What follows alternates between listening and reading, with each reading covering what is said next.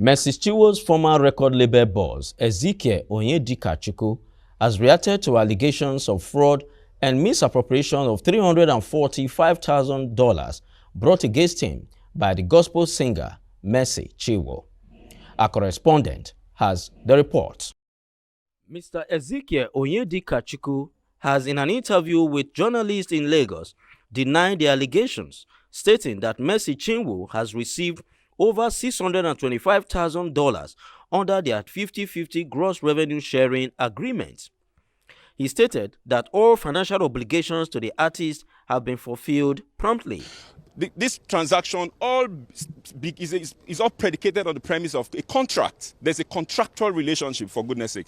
And this contractual relationship, prepared by a certified lawyer, Udo Udoma, who is our copyright lawyer. There was a breach on this contract where the said artist, who is supposed to be a gospel artist, who is supposed to have integrity, who is supposed to sing Jesus and mean Jesus, who is supposed to keep to her words and terms of agreement, breached the contract, boycotted monies for events into her personal accounts, where it was using the same contents that belongs to us, earns those monies personally without any form of remittance. We were remitting royalty until we sent a mail officially and said we would no longer send a mail to you any more royalties until there's a proper mutual financial reconciliation. We need to have a meeting, and this will be done on the premise of an unbiased audit without any form of religious influence of one of your fathers or your mothers who have your interest and want to twist us to do what is not wrong. It's about justice. No, when we say these things, is it about money? No, this is not just about money. This is about truth. This is about sincerity. This is about integrity. This is about saying yes and you keep to yes. This is a 50-50 transaction where we have not even recouped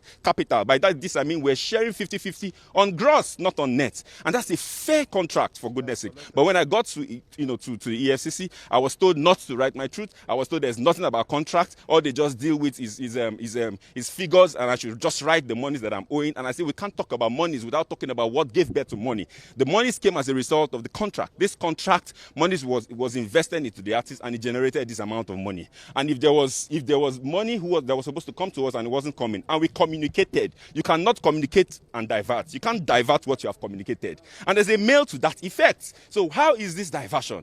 That's the question. The monies went into the right channels. By right channels, I mean the accounts that are known to the artist. There was no mail, regarding diversion of money. There was no resentment whatsoever with respect to how finances were going up until when this contract was breached. And we have every evidence to clear this. How then is this a criminal offense? This is a purported plan by a cartel of evil people who have the face and the mask of Christianity to destroy the system, to give an impression. I'm talking about someone who has earned over $1,500,000 from the same contract. How do you discredit what you have benefited from? The over $600,000 we're talking about is just for streams, not even for events. EZT claimed that the dispute arose from Mrs. Chinwo's failure to a third video album and withholding funds from events and royalties due to the label. We have series of meetings where you went for, you didn't tell people you were going, you hid it because you didn't want us to know. That's not transparency, for goodness sake. There is nowhere on the surface of the earth that you hear a label taking 50 and giving the artist 50. And I mean, we paid rent for 5 years, you didn't pay a dime. You don't have a receipt. We gave you cars for all the period. We expended 100% expenditure on your career. This is unfair. This is not the right thing to do. We didn't go to court. We went to court because I wanted to ask that my fundamental right. And why? Because every time I made efforts to see how we can sit down to resolve, the clergies refused. They said my attempt to want to have a peaceful resolution meant weakness, and I would not be bold enough to say, if I don't have anything else, I have my truth, I have my voice, and the world will hear.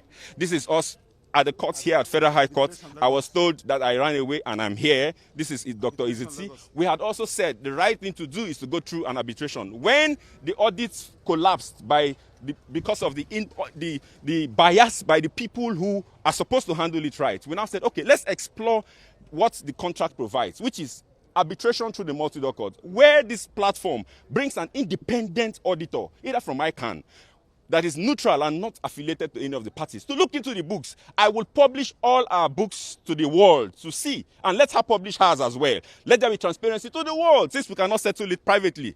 What I will not take is to be twist. I will not be bullied. I will not be intimidated. No, I will not. It won't happen. Nobody has exclusivity or monopoly of madness. The law is the law, and it's clear. Regarding catalog, I've been threatened that they will put charges on me.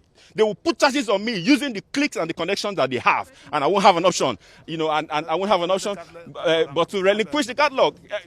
I must go to jail, but all manner of threats. And this is coming from Christians, people who call the name of the Lord.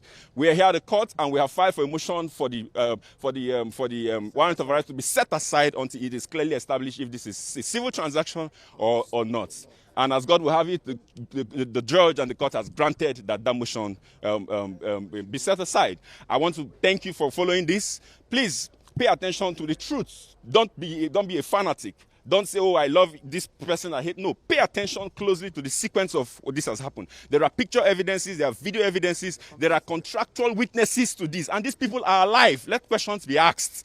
Don't be swayed by your love and emotions, the emotional connection you have to the people who sing. Don't be deceived by religiosity. No, a lot of times appearance is not reality. Pay attention to the nitty-gritty of this. This event is going to unveil and unravel a lot of evil that goes on within the gospel ecosystem. My name is Dr. Iziti, and I want to thank the members of press and the public for granting me here. On my left are part of members of my team, my legal department, and we'll have Barrister Isaac here, and we'll have Barrister Maxwell. Thank you so much, my lead counsel, Dr. Ubani San, Ife, and everyone who is a part of ensuring that this truth is cascaded to the world. And from our own end, we're supposed to provide all costs. It's a 360 deal, which means a recording and management contract.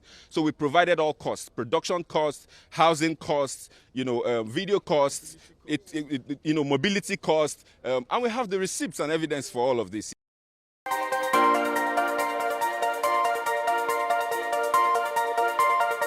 Audio Jungle.